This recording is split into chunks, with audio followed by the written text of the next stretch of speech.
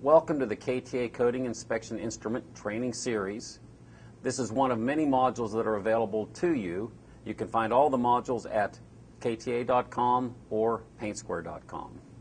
This module describes the use of the PosiTector 6000 dry film thickness gauge. The dry film thickness gauge complies with ASTM D7091 and SSPC PA2. The purpose of the dry film thickness gauge is to measure the thickness of the coating to verify that you comply with the specification requirements and the manufacturer's instructions. We're going to show you now how to verify the accuracy of the PosiTector 6000. Okay. All right, first turn on the gauge by pressing the center button. The gauge is factory calibrated, but before you use it, during use, and even after use, you should verify the accuracy. That can be done either by using smooth coating thickness standards. You measure the thickness of the standard, and then you have to subtract the base reading of the bare steel in order to make the proper adjustments. The other method is to use plastic shims. The plastic shims are color-coded, showing you different thicknesses. We're going to use the plastic shim method in this video. First, push the middle button to pull up the menu.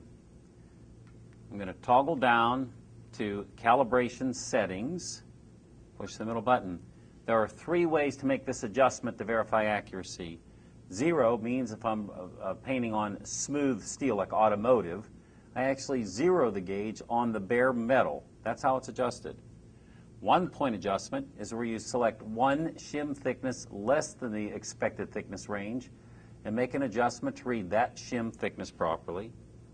A 2 point adjustment is where you do a shim thickness less than the thickness expected and heavier, so you really bracket the range. I'm going to show you the 2 point adjustment. I select the 2 point, push the middle button. It's asking me now how many readings on the shim do I want to take. I'll push the plus button. I just raised it to 3, you see on the bottom of the scale. I'm going to select a shim, color-coded shim that's less than my expected thickness range. In this case, it's a 2.09 mil shim, 2.1 mils. Put the gauge down on the shim.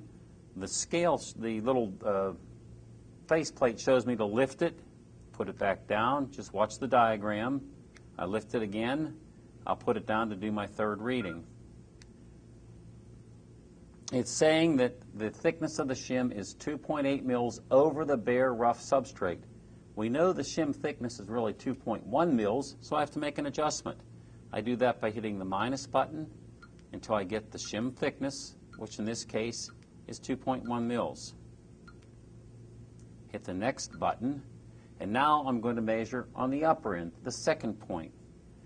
It asks me how many readings I'm going to take. I'm hitting the plus button, again, to go to 3. There's no standard, but 3 is a pretty common number to use. I put a heavier shim down. This one is 9.4 mils. Put the instruments on, lift it. Down for my second reading, lift it. And the third reading. The gauge is reading 10 mils on a 9.4 mil shim, so I'm going to reduce that down to 9.4. And frankly, if you're within a few tenths of a mil, it's really accurate. Now I'm ready to go. I hit next. I can now measure the thickness of the coating above the roughness of this substrate that's been painted. Put the gauge on the paint thickness, 6.4 mils. That means 6.4 mils of coating above the peaks of the profile.